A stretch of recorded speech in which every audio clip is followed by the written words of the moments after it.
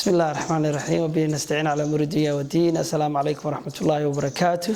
جمعة مبارك dhammaan dadka muslimiinta ah waxaan leeyahay jimco wanaagsan mar labaadkana halkan waxaan uga mahadnaqayaa Allah subhanahu wa ta'ala noo suurtageliyay inaan ka mid noqono 13 xildhibaan ee u soo baxay golaha deegaanka. Ilaahay baa mahadda iska leh nagu guuleeyay hayaankii dheeraa aan muddada badan ku soo jirnay. mar labaadkan halkan waxaan uga mahadcelinayaa si gaar ah taageerayaashaydii gaarka ahaa runtii fursadda ii siiyay inaan ka mid noqdo 13 xildhibaan ee u soo baxay golaha deegaanka ee degmada Burco.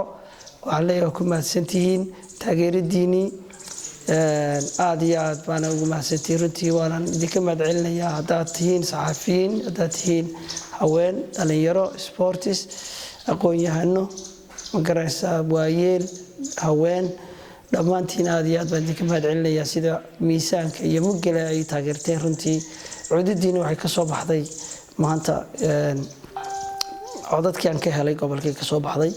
waxaan filayaa fariinteennii ahayd inaynu wax isbedel ka sameyno gobolka in ay hirgashay taasaynu ku shaqayn doonaa insha Allah. ballanqaadkaygii hore iyo runtii dadaalkan ugu jiray inaan noqdo hogaamiyaha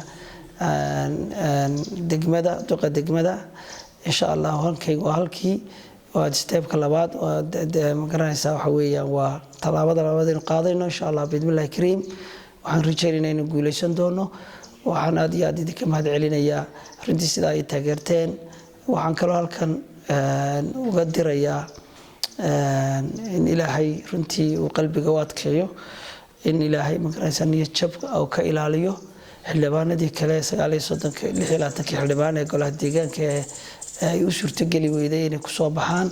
waxaan leeyahay ku samra doorashada iyo tartanku waxay leedahay uun farxad iyo runtii niyad jab.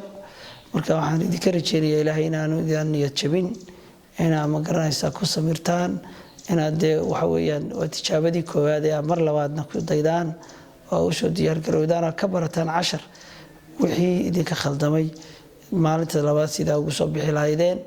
taasaan iyagana intaa u farayaa.